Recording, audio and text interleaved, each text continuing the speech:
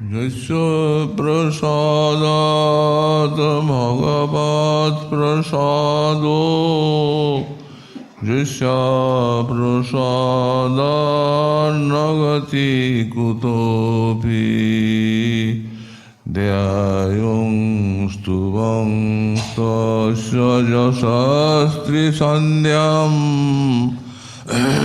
वन्दे गुरो श्रीचरणारविन्दम् आजानुलम्बितभुजौ कनकावदातौ सङ्कीर्तनैकपितरौ कमलायताक्षौ विश्वम्भरौ द्विजवरौ युगधर्मपालौ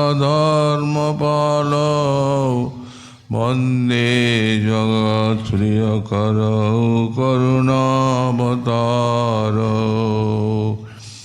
नमस्त्रिकालसत्याय जगन्नाथसुताय च सवृत्ताय सपुत्राय सकलत्राय ते नमः बर्हापीडाभिरामं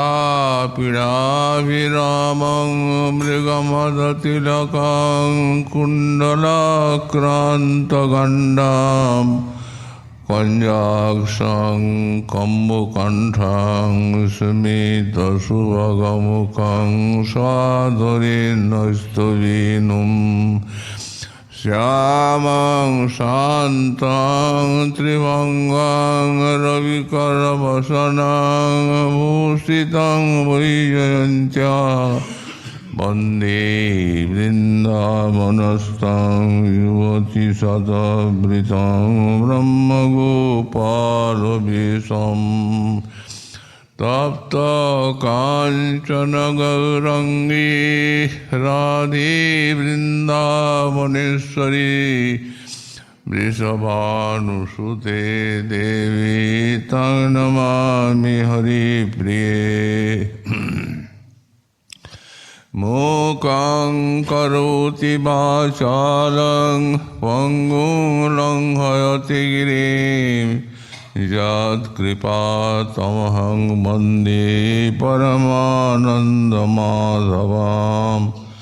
वंशाकल्पतरुभ्यश्च कृपासिन्धुभ्य एव च पतितानां पावनेभ्यो वैष्णवेभ्यो नमो नमः हरिभक्ति पराजे च हरिनामपरायणा दुर्वृत्ता वा सुवृत्ता वा तेषां नित्यं नमो नमः नमः धर्माय महते नमो कृष्णाय वेदसे ब्राह्मणेभ्यो नमस्कृत्य धर्मान् वक्ष्ये सनातनान् नारायणं नमस्कृत्य नरं चैव नरोत्तमं देवीं सरस्वतीं व्यासं ततो जयमुदीरयेत्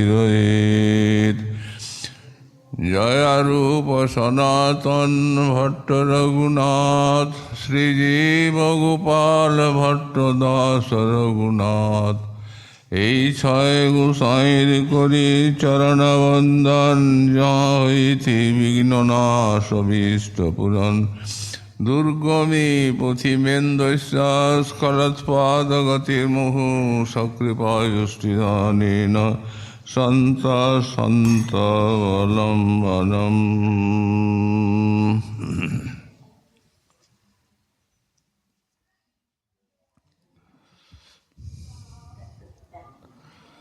रसोल्लासै स्थिर्जगतिभिरभितो वायुभिरलं दिशो सिञ्चन् लोकान् अरुणना जलजन्त्रत्वमितयो मुदा दन्तै दष्ट्वा मधुरमदरं कम्पचलितै নটন শ্রী গৌরাঙ্গ হৃদয় উদয়ন্মাং মদয়তি।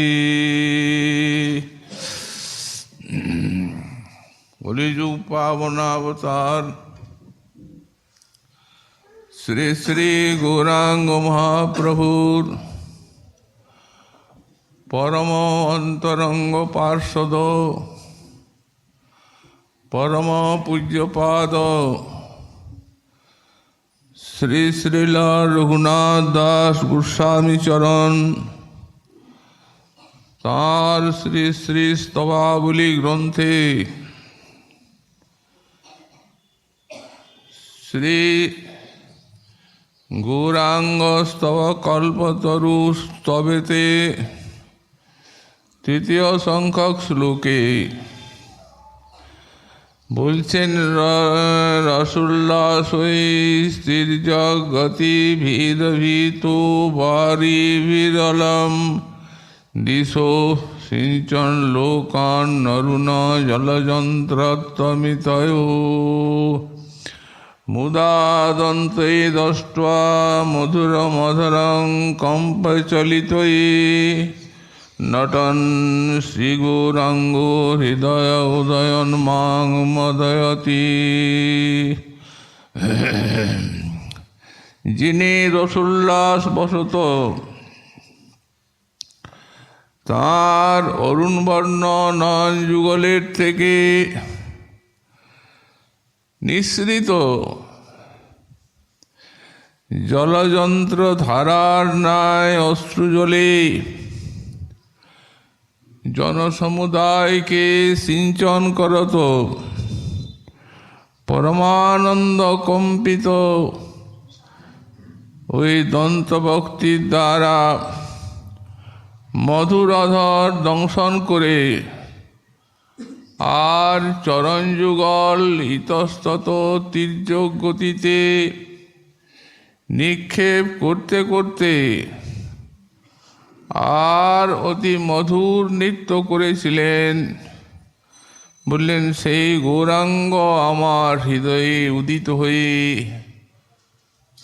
আর আমাকে আনন্দোন্মত্ত করে তুলছেন। শিল গোস্বামীপাদ এই শ্লোকেতেও মহাপ্রভু রথাগ্রে নর্তন লীলাটি বর্ণনা করছেন এবং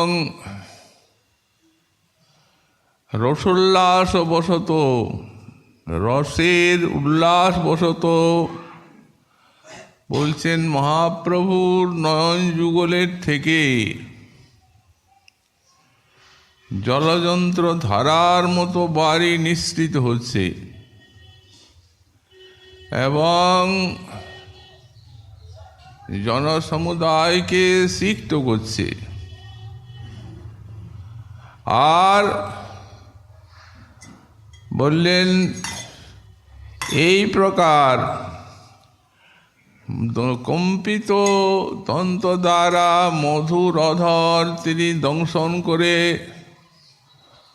আর ইতস্তত তীর্যক গতিতে মধুর মধুর নৃত্য করছেন। সেই গৌরাঙ্গ আমার হৃদয়ে উদিত হয়ে আর আমায় আনন্দোন্মত্ত করে তুলছেন।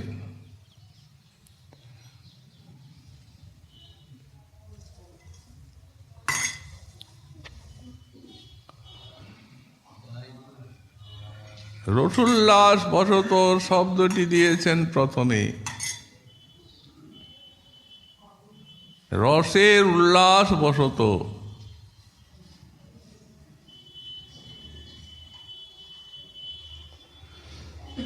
কোনো বিশেষ রসের উল্লাসে প্রভুর নয়ন যুগলের থেকে ওই জলযন্ত্র ধারার মতো অশ্রু নিঃসৃত হচ্ছে আর সেই অশ্রু জলে তিনি জনসমুদায়কে সিঞ্চন করছেন। মদীয় পরমারাধ্য শ্রী শ্রী গুরু মহারাজ জি, তিনি রাধা শ্রী শ্রী শ্রীমান মহাপ্রভু রথাগ্রে নর্তন লীলাটি চিত্রে অঙ্কন করেছেন এবং সেখানে চিত্রে ওই জলযন্ত্র ধারার মতো যে অশ্রু নিঃসৃত হচ্ছে পিচকারির ধারার মতো, সেটি অঙ্কন করেছেন এবং জনসমুদায় তাতে সিক্ত হচ্ছে। একবার এক আগন্তুক ভক্ত তিনি মহারাজ নিকটে আগমন করেছেন এবং সেই চিত্রটি দেখছেন। চিত্রটি দেখতে দেখতে বলছেন, মহারাজজি, এইরূপ অশ্রুধারা এই কারো নয়নের থেকে নিঃসৃত হবে, এটি কি কখনো সম্ভবপর? আপনি এইভাবে এই চিত্রটা অঙ্কন করলেন। মহারাজজি বলছেন, অসম্ভব সম্ভব কিছু আমি জানি না, তবে হ্যাঁ, শ্রী চৈতন্য চরিতামৃতে গোস্বামীপাদ লিখেছেন যে জলযন্ত্র ধারা যেন অশ্রু নয়নে চৌদিকে লোক সব করায় সিনানি। এই যে আমি চৈতন্য চরিতামৃতের বাণী, সেই বাণী অবলম্বনে এবং সাক্ষাৎ যিনি সেই রথাগ্রে নর্তন লীলা দর্শন করেছেন স্বচক্ষে, সেই শ্রীমৎ রঘুনাথ দাস গোস্বামীপাদ, তিনিও যে জলযন্ত্রত্বমিতয় এই শ্লোক দিয়েছেন, জলযন্ত্রের মতো বাড়ি ধারা অশ্রুর থেকে নিঃসৃত হচ্ছে, নয়নের থেকে নিঃসৃত হচ্ছে। তো এই দৃষ্টে আমি অঙ্কন করেছি। তারপরে এই অসম্ভব সম্ভব আমি কিছু জানি না। সেই ব্যক্তি নিজের পূর্বাশ্রমে গেলেন, আগেতে গৃহে গেলেন, যে একদিন তিনি রাত্রে একটা স্বপ্ন দেখছেন একটা মন্দির, সেই মন্দিরে তিনি দর্শনের জন্য প্রবেশ করেছেন। রাধা কৃষ্ণের মন্দির, সুঠাম বিগ্রহ, দর্শন করছেন আনন্দে। ইত্যবসরে দেখতে দেখতে সে রাধা কৃষ্ণকে না দেখে আর দেখছেন সেই আসনে, সিংহাসনে মহাপ্রভু বসে আছেন, সন্ন্যাস বেশ, দীর্ঘ বৃহৎ বৃহৎ প্রকাণ্ড কলেবর, এবং সেই প্রকাণ্ড কলেবরে সিংহাসনটিতে বসে আছেন। আর তার নয়ন যুগলের থেকে অশ্রুধারা বইছে, সে ঠিক ঝর্ণার মতো জল। সেই জলটি শব্দ করছে, খলখল খলখল খলখল শব্দ, সে শব্দ তার কানে আসছে। এই আশ্চর্য স্বপ্ন দেখে তার নিদ্রা ভঙ্গ হলো। তিনি এখানে এলেন, মহারাজজির নিকটে বলছেন, মহারাজজি, এই প্রকার আমি একটা অদ্ভুত স্বপ্ন দেখলাম। মহারাজজি বলছেন, ঠাকুর আপনাকে কৃপা করেছেন, আপনি যে স্বপ্নটা দেখেছেন, যে সাক্ষাৎই জলযন্ত্র ধারার মতো জল নিঃসৃত হওয়া, এই ভগবত বিগ্রহের পক্ষে কিছু আশ্চর্য নয়। কবিরাজ গোস্বামীপাদ তিনি তার চৈতন্য চরিতামৃতে যখন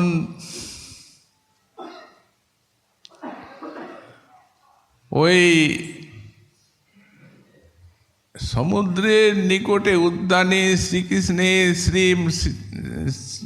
লীলা দেখতে দেখতে মহাপ্রভু তিনি নৃত্য করছেন, তখন ওই জলযন্ত্র নয়নের থেকে বারিধারা নিঃসৃত হচ্ছে। তিনি বলছেন, দুই নেত্র ভরি অশ্রু পড়য়ে অপার, সমুদ্রে মিলয়ে যেন গঙ্গা যমুনার ধার। একটা ননি গঙ্গার, একটা ননি যমুনা। এই গঙ্গা যমুনার ধারার মতো সমুদ্রে জল মিশছে। তো সুতরাং ভগবত বিগ্রহে এই সমস্ত কিছু আশ্চর্যের ব্যাপার নয়। আর এখন রসোল্লাসে তিনি তার অন্তর এমনভাবে উদ্বেলিত হয়েছে আনন্দোন্মত্ততায়, যে এইরূপ নয়নের থেকে যেন সাক্ষাৎ গঙ্গা যমুনা আবির্ভূত হয়েছেন এসে। এই প্রকারই আর একটি এই সাত্ত্বিক বিকার মহাপ্রভুর অদ্ভুত, যা আমরা কালকে বললাম, যে এই সব যে অদ্ভুত সব সাত্ত্বিক বিকারের শ্রবণেও চিত্ত শোধিত হয়ে আর ভক্তির সঞ্চার হতে পারে। এমনকি যারা নাস্তিক তাদের এটি হতে পারে। ওই যে একটি এখানে দিয়েছেন যে সর্বাঙ্গে প্রস্রেদ ছুটে রুধিরের ধার। এখন এক কলেজের বড় প্রফেসর, তিনি তাকে এই চৈতন্য চরিতামৃত পড়াবার ভার পড়ল। তো উনি সেই অংশটা দেখেছেন যে সর্বাঙ্গে প্রস্রেদ ছুটে আর তাতে রুধিরের ধার। এইটি দেখে তিনি হতবাক হয়ে গেলেন এবং অবাক হয়ে তিনি আর চিন্তা করতে লাগলেন যে রুধিরের ধার কি করে সেই লোমকূপের থেকে নিঃসৃত হয়, কি ভাব ভিতরে চলছে মহাপ্রভুর। তারপরে উনি ভক্ত হয়ে গেলেন। উনি বলতেন যে আমি তো নাস্তিক ছিলাম, কিন্তু মহাপ্রভু আমাকে ভক্ত করে নিয়েছেন, এখন আমি মহাপ্রভুর ভক্ত। এমন ভাব তার ভিতরে যে লোমকূপের থেকে তার রুধিরের ধারা বেরিয়ে আসছে, কি আশ্চর্য! তো রসোল্লাস, এই রসোল্লাস ভরে শ্রীমন মহাপ্রভু তিনি হঠাৎ রথাগ্রে নর্তনে একটি শ্লোক পাঠ করছেন। য কুমার হর সয়ে বহি বর স্থায়েব চত্রক্ষপা তেসন্মিলিত মালতী সুরভয় প্রৌঢ়া কদম্বা নীলা সা চৈবাস্মি তথাপি তত্র সুরতলীলাবিধৌ রেবা রোধসি বেতুসি তরুতলে চেত সমুৎকণ্ঠতে। এটি একটা কাব্য প্রকাশের সাধারণ শ্লোক। শ্লোকটির অর্থ হচ্ছে যে এক নায়িকা, তিনি বলছেন আমার যিনি কুমারী হরণ করেছেন এখন তিনি আমার বর হয়েছেন। অর্থাৎ পূর্বে যার সাথে মিলন হয়েছিল তিনি এখন বিবাহ করে আর বর হয়ে গেছেন। আর সেই চৈত্র মাসে রজনীও আছে, সেই মালতী কুসুম ফুটেছে, সেই মালতী কুসুমের গন্ধে চারিদিক আমোদিত হয়েছে, সেই মনয়ালীল প্রবাহিতও হচ্ছে, সবই আছে।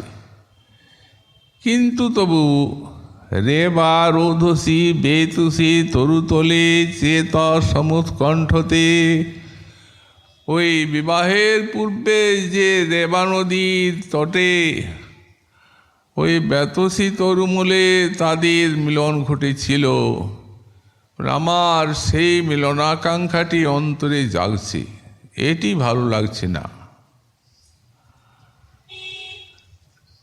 শ্রীমন মহাপ্রভু রসোল্লাস ভরে জগন্নাথের দর্শন করে নিজেকে রাধারানী জ্ঞানে এই শ্লোকটি পাঠ করলেন।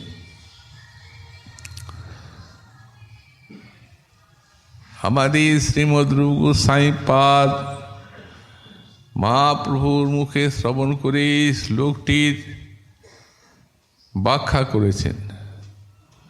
স্বয়ং কৃষ্ণ তথা তদা তথা তদম রাধা তদিদমুভয় সঙ্গম সুখম তথাপন্ত খেলন মধুর মুরলী পঞ্চম জুষে মনে মে কালিন্দী পুলিন বিপিনায় স্পৃহয়তি। ইনি সেই কৃষ্ণই আছেন এবং আমি রাধারানী আছি, এবং সেই উভয়ের মিলন সুখও আছে। দ্বারকায় এখন কুরুক্ষেত্রে মিলনের ভাব, তো সেই মিলনের যে সুখ আনন্দ সেও আছে। তথা পন্ত খেলন মধুর মুরলী পঞ্চম জুষে মনমে কালিন্দী পুলিন বিপিন স্পৃহয়তি। তথাপি আমার মন সেই যে কালিন্দী পুলিন বৃন্দাবন, সেই বৃন্দাবনে যমুনার তটে, যে যমুনার তট পঞ্চম সুরের বংশীরবেতে ভরা, সেই ওই কালিন্দী পুলিনকেই আকাঙ্ক্ষা করছে। সেই তুমি, সেই আমি, সেই নবসঙ্গম। তথাপি আমার মন হরে বৃন্দাবন। বৃন্দাবনে উদয় করা হো আপন চরণ, আমার আকাঙ্ক্ষা তবেই পূর্ণ হয়। ইহা লোকারণ্য হাতি ঘোড়া রথধ্বনি, আর তাহা পুষ্পারণ্য পিকনা ভৃঙ্গনাদ পিকরব শুনি। ইহা রাজবেশ সঙ্গে সব মাপাত ক্ষত্রিয়গণ, আর তাহা গোপবেশ, আর তাহা গোপগণ সঙ্গে মুরলী বদন। অতএব ইহা তাহা তোমার সঙ্গে যে সুখ আস্বাদন, সে সুখ সমুদ্রের ইহা নহে এক কণ। সেই সুখ সমুদ্রের এক কণও এখানে নেই। একটি শ্লোক পাঠ করেছিলেন ভাগবতে, সেই শ্লোকটি পাঠ করছেন মহাপ্রভু। রাধারানীর শ্লোক। আহুষ্যে নলিননাভ পদারবিন্দং যোগেশ্বরৈ হৃদি বিচিন্ত মগাধ বোধৈ সংসার কূপ পতিত তরণাবলম্বম গেহ জুষামপি মনস্সু দ্বিতং সদা ন। শ্লোকটি পাঠ করে আর শ্লোকটির ব্যাখ্যা করছেন। অন্যের হৃদয়ে মন আর আমার মন বৃন্দাবন, আমি মনে বনে এক করি জানি, তাহা তোমার পদদ্বয়, ওহে করাও যদি উদয়, তবে তোমার পূর্ণ কৃপা মানি। পূর্বে উদ্ধব দ্বারে আর এবে সাক্ষাৎ আমারি, তুমি জ্ঞান যোগের কহিলে উপায়।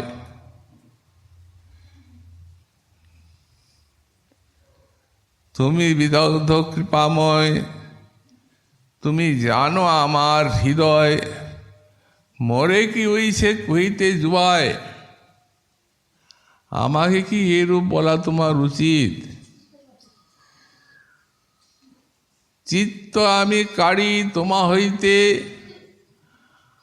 আর বিষয়ে চাই লাগাতে, যত্ন করি নারী কাড়িবারে, তুমি তারে ধ্যান শিক্ষা করো, লোক হাসাইয়া মারো, স্থানাস্থান না করো বিচারি, নহে গোপী যোগেশ্বর, তোমার পদকমল ধ্যান করি পাইবে সন্তোষ।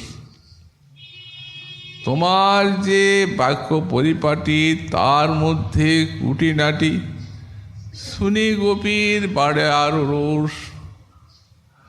দেহ স্মৃতি নাহি যার, এই সংসার কূপ কাহা তার। সংসার কূপ পতিত তরণাবলম্বম বলেছেন মূল শ্লোকে। তো বলছেন দেহ স্মৃতি নাহি যার, সংসার কূপ তাহা কাহা তার, তাহা হইতে না তাই উদ্ধার। তার থেকে উদ্ধার চায় না। সংসার কূপে আমরা পড়ি নাই। বিরহ সমুদ্র জলে কাম তিমিঙ্গিলে গিলে, গোপীগণে লহতার পার। বিরহ সমুদ্রে তারা পড়েছে, তারা সংসার কূপে পড়ে নাই, কূপে পড়ে নাই, সমুদ্রে পড়েছে। সেখানে কাম নামক তিমিঙ্গিল তাদের গ্রাস করছে। এই যে কাম, এই কামই হচ্ছে গোপিকার প্রেম। প্রেমই বগু পরমানাং কাময়িত্তু গমৎ প্রথম, ইত্যুদ্ধবাদ পেতং বাঞ্ছন্তি ভগবৎ প্রিয়া। এই কাম প্রেম, এইটি হচ্ছে মহাভাব। এই মহাভাব একমাত্র নিজের দেহটিকে সর্বস্ব ভুলিয়ে কৃষ্ণ সুখে চিত্তটিকে তন্ময় করে দেয়। তো তারা যে কৃষ্ণকে সুখ দিতে পারছেন না, কৃষ্ণের সেবা করতে পারছেন না, এইটি ব্রজগোপীগণের কাম বলা হয়, এইটি তাদের প্রেম। এত বড় মূল্যবান জিনিস এটি। বলছেন ইত্যুদ্ধবা দ পেতং বাঞ্ছন্তি ভগবৎ প্রিয়া। উদ্ধবাদি যে সমস্ত ভগবৎ প্রিয়গণ, তারাও বাঞ্ছা করে থাকেন, পান না। উদ্ধব মহাশয় ব্রজে এলেন। ব্রজে এসে গোপী সান্ত্বনার জন্য গোবিন্দের কৃপাতে এই রাধাদি ব্রজ সুন্দরীগণের সান্নিধ্য লাভ করলেন, তাদের চরণ সান্নিধ্য লাভ করলেন, ভ্রমর গীতিও শুনলেন, সবই শুনলেন। চিত্ত এতখানি আকৃষ্ট হলো এদের প্রেম দেখে যে তাদের সান্ত্বনার জন্য কয়েকদিনের জন্য আসা, তিনি এখানে দীর্ঘ 10 মাস থেকে গেলেন এবং কৃষ্ণ কথা শুনিয়ে তাদের সেবা করতে লাগলেন। যখন যাবেন, যাবার প্রাক্কালে এই গোপিকার এই যে কাম, এই গোপিকার প্রেম, এই প্রেমে এত চিত্ত আকৃষ্ট হয়েছে যে গোপিকার আনুগত্যে ভজনের ইচ্ছা করুন তিনি, যদি আকৃষ্ট হয়ে থাকে, কিন্তু সেই সাহস উদ্ধবের অন্তরে নাই। তিনি সেই সাহস করতে পারেন নাই যে গোপিকার মতো তিনি ভজন করবেন। অতএব তিনি প্রার্থনা করছেন, আশামহু জুষা চরণারেণু জুষামহং শ্যাং কিমপি গুলমনতো সধিনাং যা দুস্তৈজং স্বজনম মার্জপদঞ্চ হিত্বা ভেজুর মুকুন্দ পদবীম শ্রুতিভীর বিমিজ্ঞাং আশামহু চরণরেণু জুষামহং শ্যাং। একটি চরণরেণু কামনা করলেন। ওহো, আমার কেমন সৌভাগ্য হবে যেদিন আমি এই ব্রজের ভূমিতে এই তৃণ গুল্ম ইত্যাদি এদের মধ্যে কোনো একটা হয়ে জন্মাবো। আশামহ কি জন্য? এই উদ্ধব দেহ ত্যাগ করে, যাকে ভগবান নিজে বললেন যে ভক্তগণের মধ্যে উদ্ধব আমি, তো এত বড় শ্রেষ্ঠ ভক্ত হয়ে আর আপনি এদের চরণরেণু কামনা করছেন কি জন্য? বললেন, এদের মতো প্রেম লাভ করবার সামর্থ্য আমার তো নাই, এদের আনুগত্য লাভেরও সাহস নাই, কারণ এরা স্ত্রী জাতি আর আমি পুরুষ জাতি, এরা গোপী আর আমি ক্ষত্রিয়, যেহেতু সম্পূর্ণ বিজাতীয়। এই জন্য আমি চাই যে এদের চরণরেণু কণা পেলে আমি ধন্য হই। প্রেম দেখে, এই ব্রজগোপীর এই কাম দেখে এত চমৎকৃত হয়েছে। কিন্তু এদের চরণরেণু লাভ করব কি করে? যদি ব্রজের এই ভূমিতে যদি তৃণগুল্ম হয়ে জন্মাই, তাহলে এদের চরণ লাভ করবার সুযোগ বা সৌভাগ্য লাভ হবে। তো যদি কেউ বলেন, উদ্ধব এরা তো রাস্তা দিয়ে হেঁটে যাবেন, তো তুমি তৃণগুল্ম হয়ে থাকবে বনের জঙ্গলের মধ্যে, তো এদের পদরেণু পাবে কি করে? তার জন্য বললেন, না হে, এই যে এখানে ব্রজের তৃণগুল্ম আছে, এদের সকলের হৃদয়ে আছে গোপী পদরেণু লাভের কামনা। এরা কেউই সাধারণ নয়, এবং সেই গোপী পদরেণুর কামনায় এরা তৃণগুল্ম হয়ে জন্মেছে। তো এদের মধ্যে যদি আমি একটা হই, তাহলে এদের সঙ্গ আমার লাভ হবে।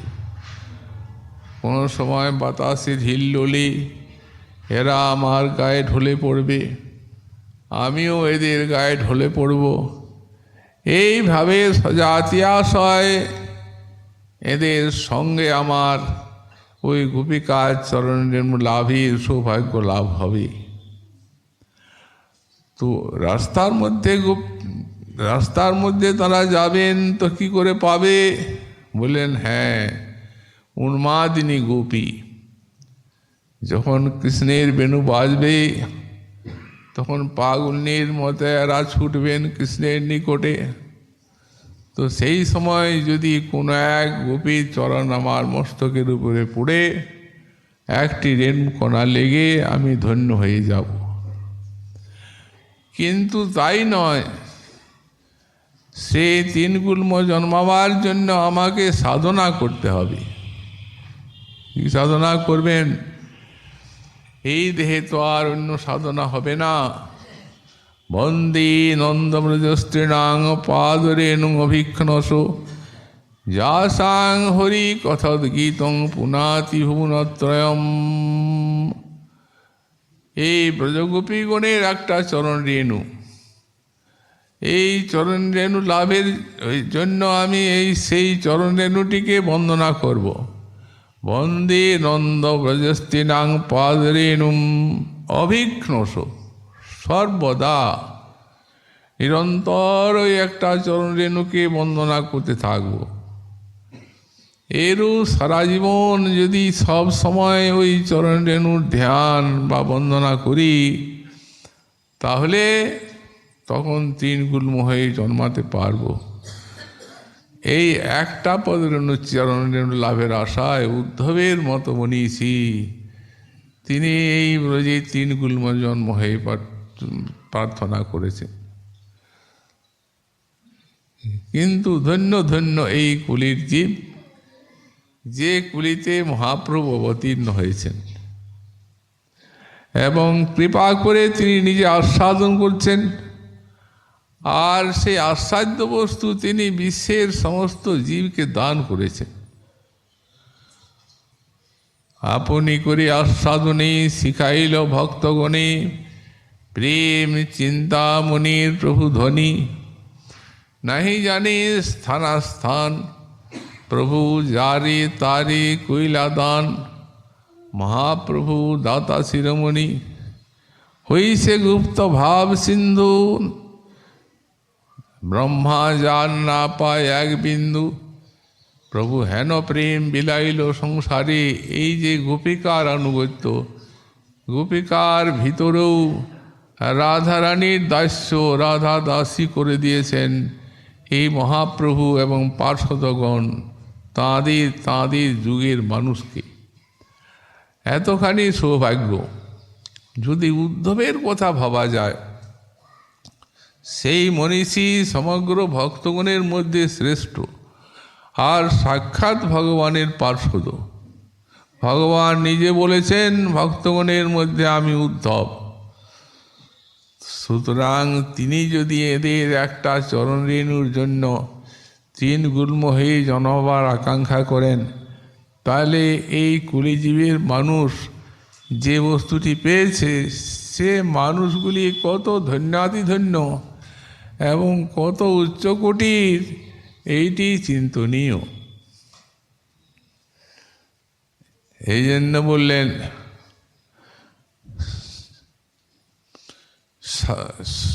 এই কূপে পড়ে নাই গোপী, এ সমুদ্রে পড়েছে। কাম সমুদ্র গিলে গিলে গোপীগণের লাহলার পার। বৃন্দাবন গোবর্ধন যমুনা পুলিন বন, সেই কুণ্ডের আসাদিক লীলা। সেই ব্রজে ব্রজজন পিতা মাতা বন্ধুগণ, বড় চিত্রই কেমনে পাশুরিলা। আশ্চর্য তুমি এগুলি কি করে ভুলে গেলে।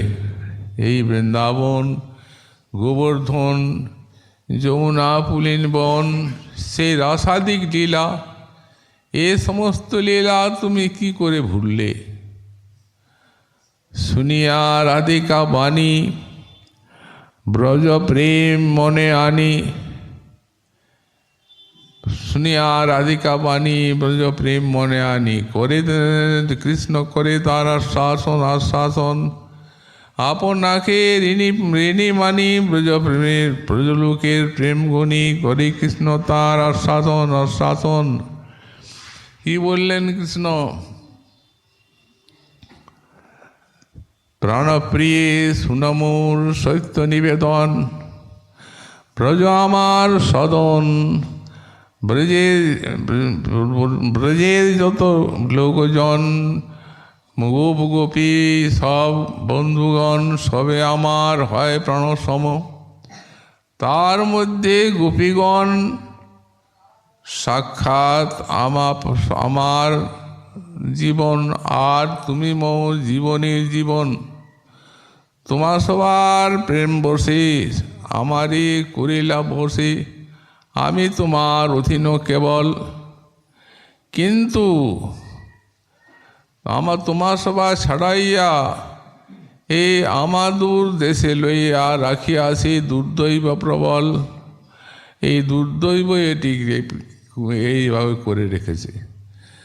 সেই প্রিয়জনের সুখ হেতু যে দুর্দৈব প্রবল, এই এত বিয়োগে বিয়োগ ব্যথা আনয়ন করেছে। প্রেমবান সেই পতি আর প্রেমবতী সেই সতী, বিয়োগ যে বাঞ্ছে প্রিয় হিতে, না গণে আপন দুঃখ সবে বাঞ্ছে তার সুখ। সেই দুই মিলে অচিরাতে রাখিতে তোমার জীবন, সেবে আমি নারায়ণ। আমি সেই শক্তি আসি নীতি নীতি, তোমার শোনে ক্রীড়া করি। আর নিত্য যাই যদুপুরী, তাহা তুমি মানো মোর স্ফূর্তি। আমি আসি আর তোমার সঙ্গে ক্রীড়া করি, নিত্যই আসি আর যদুপুরীতে চলে যায়। এই জন্য আমি নারায়ণের উপাসনা করি, যাতে আমি ওই নারায়ণের কৃপাতে বা শক্তিতে যাতে আমি এই তাদের অগোচরে এখানে আসতে পারি। এই জন্য রোজ আসি, এসে তোমার সঙ্গে ক্রীড়া করি আর ব্রজপুরে চলে যায়। হ্যাঁ, একটা ভাব সম্মিলন আছে। মহাজনও বলেছেন এই ব্রজপ্রেমের মধ্যেই এই যে বিরহ, এই বিরহের ভিতরেই আবার সমৃদ্ধিমান শম্ভু ভাব সম্মিলন হয়। কি খবরে সখী আজুক আনন্দর, চিরদিনে মাধব মন্দিরে মোর। পাপ অসুধা কর যত দুঃখ দেল, হরিমুখ দর্শনে তত সুখ বেল। আচর ভরিয়া যদি মহানিধি পাই, তবু হাম পিয়া দূর দেশে না পাঠাই। শীতের ওড়নি পিয়া গিরিশির বা, বরিশার ছত্র পিয়া দুরিয়ার না। বিদ্যাপতি কহে সুনবর নারী, সুজনকা দুঃখ দিবস দুই চারি। আবার বলেন বহুদিন পরে বন্ধুয়া এলে, দেখা না হইত পরাণ গেলে। দুঃখিনের দিন দুঃখেতে গেল, তুমি মথুরা নগরে ছিলে তো ভালো।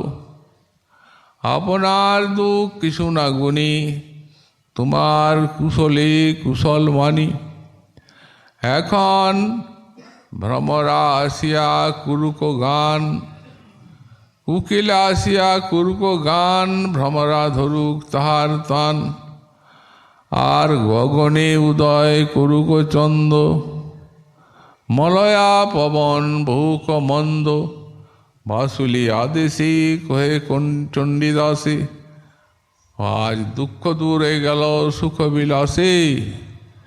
এই প্রকার এই ভাব সম্মিলন হয়ে থাকে।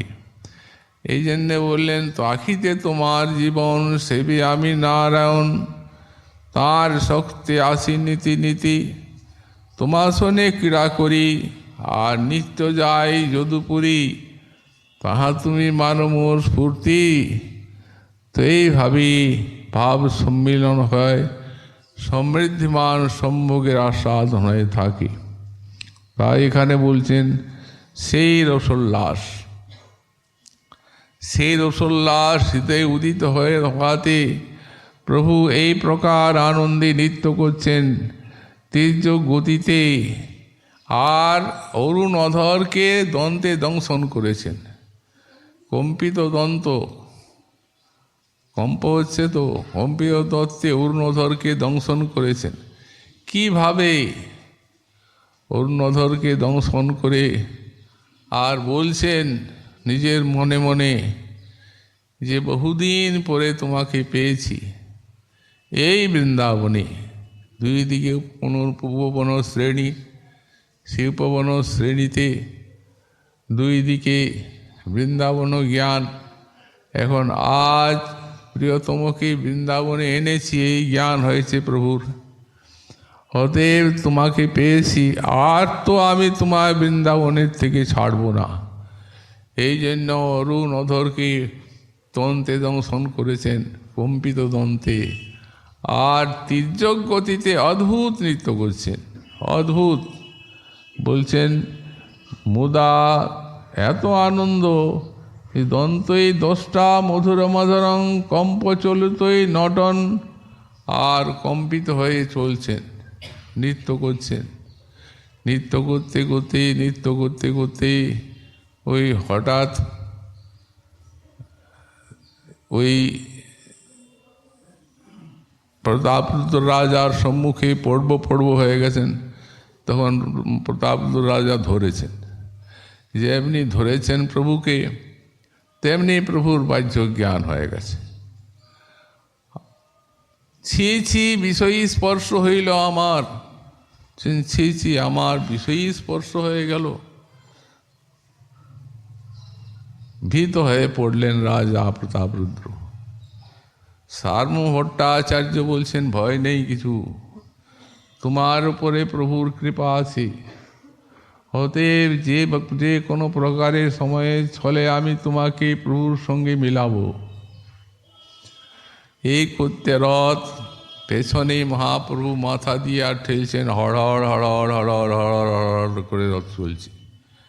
মহাপ্রভু ঠেলছেন। তো প্রথমে তো এরকম হচ্ছিল যে গৌর যদি আগে যায় তো শাম হয় স্থিরে, আর শাম আগে চলে গৌর চলে ধীরে ধীরে, শাম গৌর আগে যায় শাম চলে ধীরে ধীরে, আর যদি গৌর পিছে যায় তো শাম হয় স্থিরে। অতএব এই গৌর মহাবলী, গৌর এবং শামের থেকে কে বলবান? বলেন গৌর মহাবলী। কেন? উনি সরথ শামের রাখে গৌর মহাবলী, রথ সঙ্গে শামকে রাখছেন, মহাবলী গৌর। এখন বলগণ্ডী স্থানে রথ চলে গেল। সেই বলগণ্ডী স্থানে ওখানে একটা নিয়ম আছে, সব ভোগ লাগে বহু। জগন্নাথ কোটি ভোগ আস্বাদন করেন। যত বিদেশি যাত্রী, যত রাজপাত্রগণ সেখানে সব ভোগ লাগান, আর কত শত সমস্ত ভোগ আস্বাদন করেন জগন্নাথ। সেই অবসরে মহাপ্রভু ওই উদ্যানে গিয়ে আর বিশ্রাম করছেন। সুগন্ধি শীতলবাবু করেন সেবন, চোখ মুদে এমন সব উদ্দণ্ড নৃত্য করেছেন যে নৃত্যে পরিশ্রান্তি ক্লান্তি এসে গেছে। তো সেই সময় বিশ্রাম করছেন। সময় বুঝে আর সার্বভৌম ভট্টাচার্য তিনি প্রতাপরুদ্র রাজাকে বললেন, বৈষ্ণব বেশে মহাপ্রভুর নিকটে যেতে হবে, বৈষ্ণব বেশে তাঁর কৃপা লাভ করতে হবে। রাজবেশ ছেড়ে দিয়েছেন রাজা প্রতাপরুদ্র, বৈষ্ণব বেশ ধারণ করেছেন, তিলক মালা ইত্যাদি। প্রতাপরুদ্র রাজা সেই সময় এসেছেন, চক্ষু মুদ্রিত করে বিশ্রাম করছেন, স্থির হয়ে আছেন। যেমন উদ্দণ্ড নৃত্য করেছেন তো শ্রান্ত ক্লান্ত হয়ে গেছেন। ইত্যবসরে প্রতাপরুদ্র ওই এসে আর সব ভক্তের আজ্ঞা নিয়েছেন। ভট্টাচার্য বলছেন চরণে ধরে পড়ো।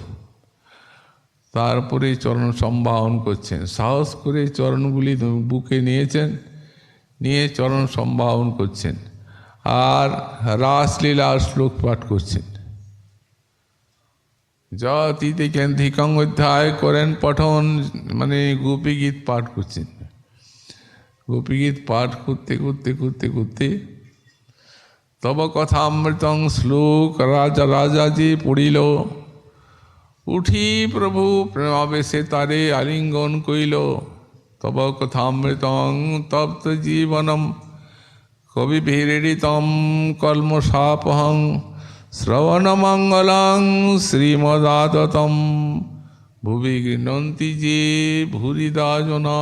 যেমনি শ্লোকটি পড়েছেন তেমনি উঠেছেন মহাপ্রভু। মহাপ্রভু উঠে বুকে জড়িয়ে ধরেছেন। তব কথামৃতং শ্লোক রাজা যে পড়িল, উঠি প্রভু প্রেমাবেশে তারে আলিঙ্গন কইল। এই বহু ভুরিদা ভুরিদা বলি করে আলিঙ্গন, ইহা নাহি জানে এই হই কঞ্জন। যেমন জানেন নাইনি রাজা, ভিতরে জানেন সব কৃপা করবেন, কৃপা করেছেন, আগেই কৃপা হয়ে গেছে।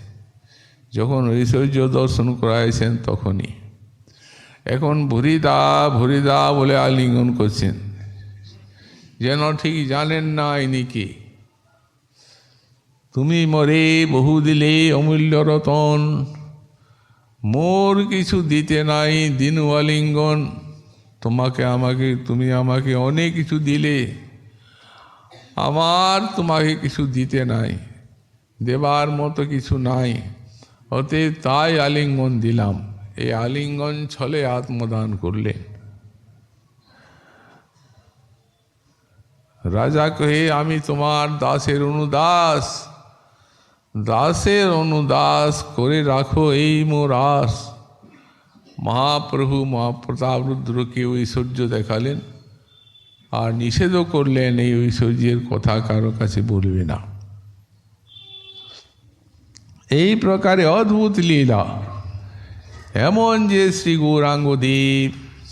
গৌরাঙ্গদেব আমার হৃদয়ে উদিত হয়ে আর আমাকে আনন্দোন্মত্ত করে তুলছেন।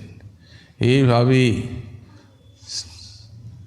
শ্রী গোস্বামীপাদ তিনি আবার আমাদেরকে একটা পরবর্তী মহাপ্রভুর সেই গম্ভীরা লীলার রাজ্যে নিয়ে যাচ্ছেন। তার কৃপা হলে আগামীকাল আবার তা আমরা সাধন করব। আজকে আমাদের ভাগবতী কথার এইখানেই বিশ্রাম।